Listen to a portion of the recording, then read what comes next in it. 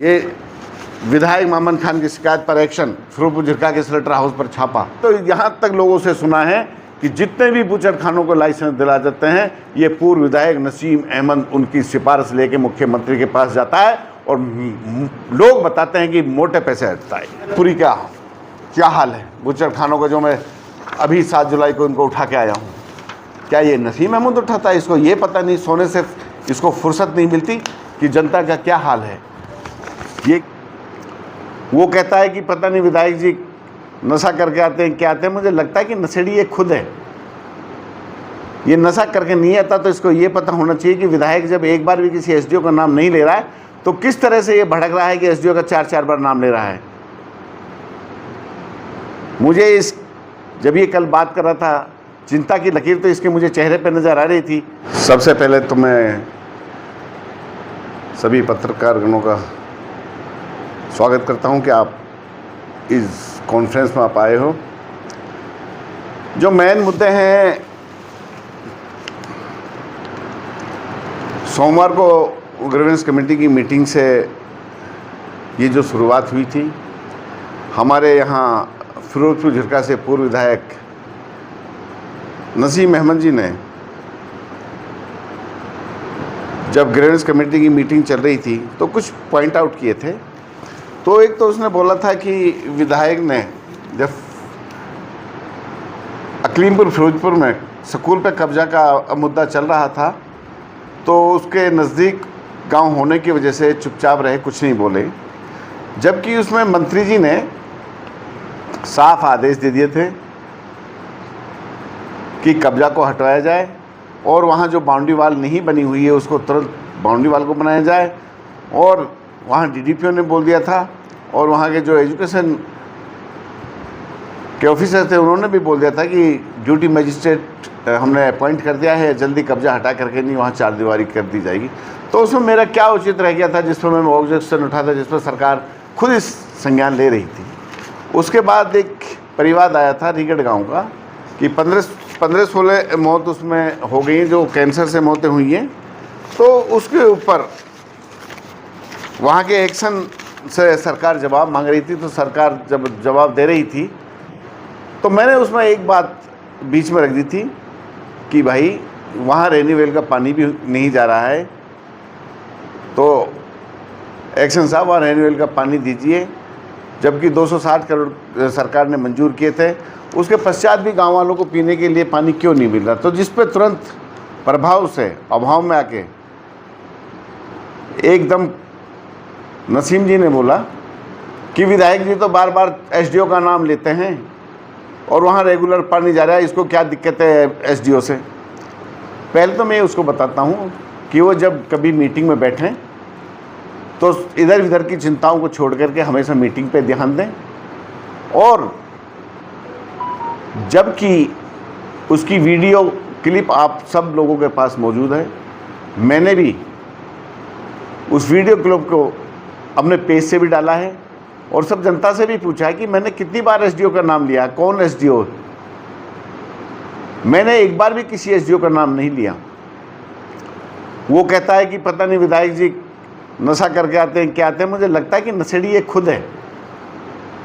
ये नशा करके नहीं आता तो इसको ये पता होना चाहिए कि विधायक जब एक बार भी किसी एसडीओ का नाम नहीं ले रहा है तो किस तरह से ये भड़क रहा है कि एसडीओ का 4-4 बार नाम ले रहा है। मुझे जब ये कल बात कर रहा था, चिंता की लकीर तो इसके मुझे चेहरे पे नज़र आ रही थी कि ये फर्स्ट एड हो चुका है, क्योंकि कभी जनता के आवाज़ तो कभी इसने उठाई ही नहीं। और इसने बोला कि रीगढ़ में पानी रोज़ाना जा रहा है। तो उसके बाद कल मैंने कुछ वीडियो अपलोड की थी अपने पेज से। वहाँ जो वाटर टैंक बने हुए हैं ना तो रेन्यूएबल से कनेक्टेड है, ना ही वहाँ के ट्यूबवेलों से कनेक्टेड हैं। और जो ये काम हुए थे 260 करोड़ के, इसके चहेते एसडीओ ने ही ये सारे काम कराए थे। रेनीवेल का इतना बुरा हाल है जो 260 करोड़ के फिरोजपुर के इसके चहेते एसडीओ ने जो काम कराए थे, जिसका ये पूर्व विधायक बर्थडे का पोस्ट अपने पेज से डालता है। इसमें उसके गांव भी आते हैं नसीम के, तिगावा से मेरे पास काफ़ी बार फ़ोन आते हैं, नीमखेड़ा में रेन्यूअल का पानी नहीं है, बडेड़ में रेन्यूअल का पानी नहीं है, एचवानी में रेन्यूअल का पानी नहीं है, गोकुलपुर में रेन्यूअल का पानी नहीं है, डोनल में रेन्यूअल का पानी नहीं है, महू में रेन्यूअल का पानी नहीं है, जलीखोरी में रेन्यूअल का पानी नहीं है, बीवा में रेन्यूअल का पानी नहीं है, पाटन उदयपुरी में रेन्यूअल का पानी नहीं है, आदि पाटखोरी में रेन्यूअल का पानी नहीं है, रावली में रेन्यूअल का पानी नहीं है, आदि रावली में। इतने सारे गांव में मैं गिनाते गिनाते काफ़ी टाइम लग जाएगा। इन्होंने साइमिरबास में भी इसी एसडीओ के तहत वाटर टैंक बने थे, जो 260 करोड़ का प्रोजेक्ट आया था, ना गेट है ना लाइन कनेक्टेड है, टैंक को छोड़कर डायरेक्ट गांव से पानी की कनेक्शन कर रखे इसने। तो मेरा कहने का मतलब ये है कि जब भी हमारे पूर्व विधायक जी किसी के ऊपर बात करें तो सोच समझ के करें और अपने दिमाग के चारों पुर्जों को खोल के बात करें कि हम बोल क्या रहे हैं, उसको सुनाई क्या दे रहा है, उसके ऊपर बात करें। इसी तरह से इन्होंने कहा था कि इसके कॉन्ट्रैक्टर यहाँ काम करते हैं।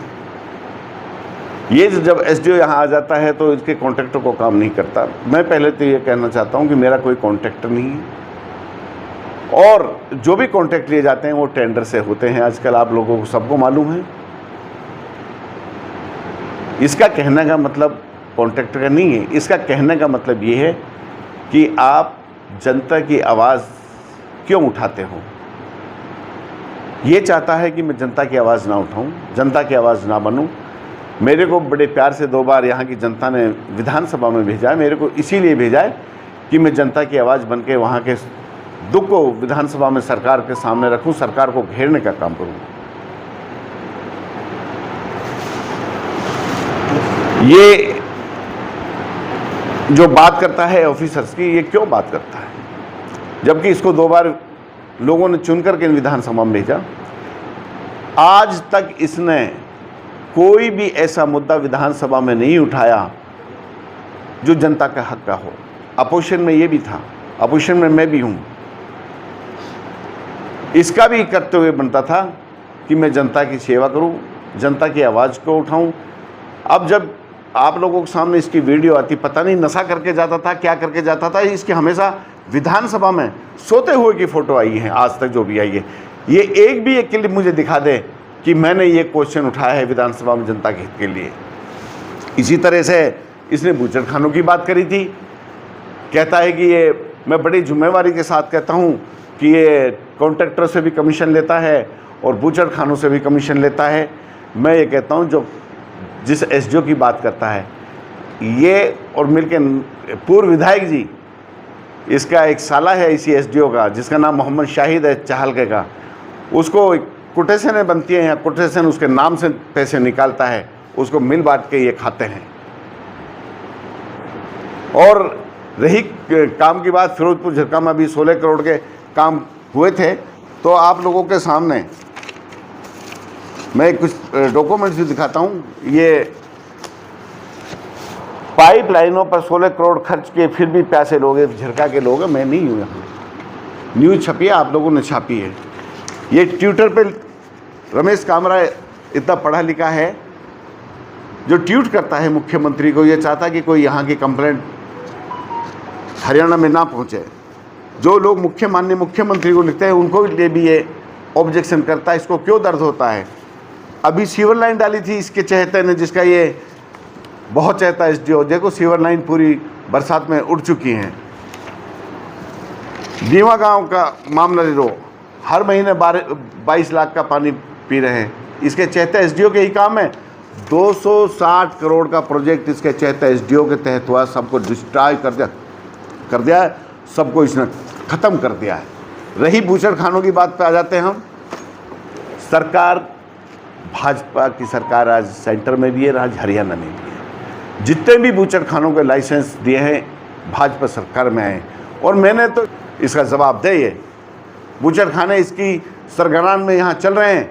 मैं ये कहता हूँ, मैं विधायक हूँ, कोई आज तक ये कह दे विधायक ने आज तक किसी के दरवाज़ा भी देखा हो तो विधायक उसके हमेशा जिम्मेवार रहेगा। और ये कहता है कि विधायक ने कभी जनहित के मुद्दे नहीं उठाए। मैं जनप्रतिनिधि हूँ, बिल्कुल जनता का एहसान मानता हूँ। ये बताया मैंने कौन सा बूचड़खानों का मामला विधानसभा में नहीं उठाया। मैं आपको बताता हूँ, ये सारे क्वेश्चन विधानसभा बूचड़खाने के ही हैं जिसमें मैंने विधानसभा में उठाए हैं। यहाँ तक कि ये भी लेटर मैंने इनसे सरकार से अब ले लिया है कि आगे से भी किसी बूचड़खाने को मेवात में नहीं लगाया जाएगा। वो लेटर भी मैं आपको दे देता हूँ।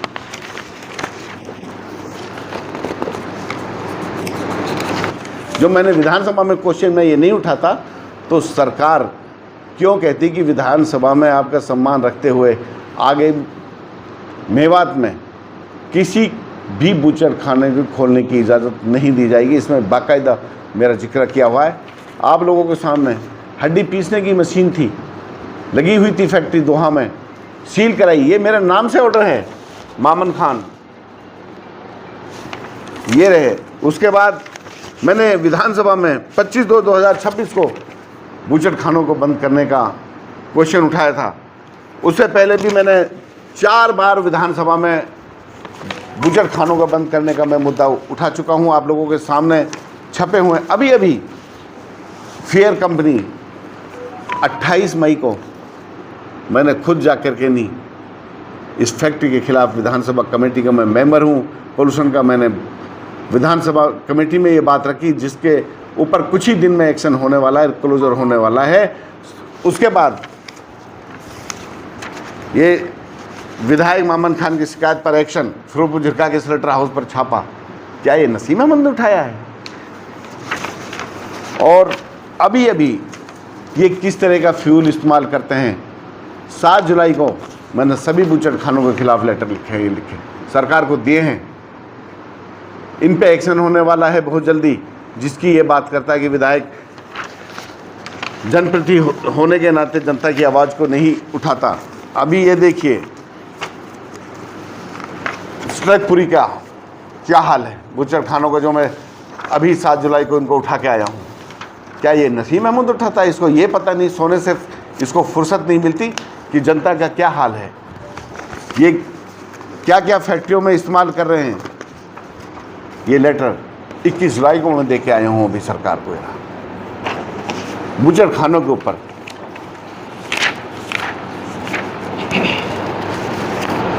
सारी चीज़ मैं आपको नहीं बताऊंगा क्योंकि मेरा जो मिशन है वो फेल हो जाएगा, इनको पता चल जाएगा। बाकी मैं चाहता हूं कि जल्द से जल्द बूचड़खाने बंद हों। रही जनता की आवाज़ की उठाने की बात, इससे ये पूछो, ये 10 साल एमएलए रहा था, इसने कितनी विधानसभा में पानी की आवाज़ उठाई थी? कितनी बार इसने नेशनल हाईवे 248 को बनाने की बात उठाई थी? कितनी बार इसने यूनिवर्सिटी की बात उठाई थी? कितनी बार बनारसी डिस्ट्रिक्ट में पिछले 40 साल से पानी नहीं आ रहा था उसकी बात उठाई थी? कितनी बार इसने अध्यापकों की बात उठाई थी? कितनी बार इसने हॉस्पिटलों की डॉक्टरों की कमी की बात उठाई थी? कितनी बार इसने हॉस्पिटलों में मशीन नहीं है उसको लेकर नहीं चिंतित था? मेरे को और साथ साथ में जनता पूछना चाहती है इस नसीम अहमदपुर विधायक जी से कि आपने 10 साल में जनता के कितने मुद्दे उठाए थे विधानसभा में। एक भी क्लिप ला के दे तो मैं इसको मान जाऊंगा। और मैं ये बताऊं मैंने क्या क्या मुद्दे उठाए पिछले 10 साल में। 40 साल से बनारसी डिस्ट्रीब्यूटर नहीं चलती, ये भी विधायक था। आज जाके देख ली, उसके पंप बनवाए, उसकी नई डिस्ट्रीब्यूटर आई, सारी में किस तरह से पानी चल रहा है और किसान टाइम पे पानी लेते हैं। आप लोगों के सामने ट्रामा सेंटर की बात मैंने उठाई, उसमें विज साहब ने कहा था कि हम ट्रामा सेंटर देंगे आपको बना करके नहीं, लेकिन सरकार ने फिर मुकर गई। मैंने अभी आप लोगों के सामने नांगल मुबारकपुर में यूनिवर्सिटी बनाने की सरकार के सामने बात रखी, जिसको सरकार ने कहा कि हम इसकी कमेटी बना रहे हैं। ये सरकार जाने बनाएगी या नहीं बनाएगी। मैंने जो अध्यापकों की कमी थी उसकी बात मैंने विधानसभा में मैंने उठाई कि हमारे यहाँ बच्चे पढ़ नहीं लिख पा रहे हैं, हमको टीचरों की कमी है, वो दीजिए।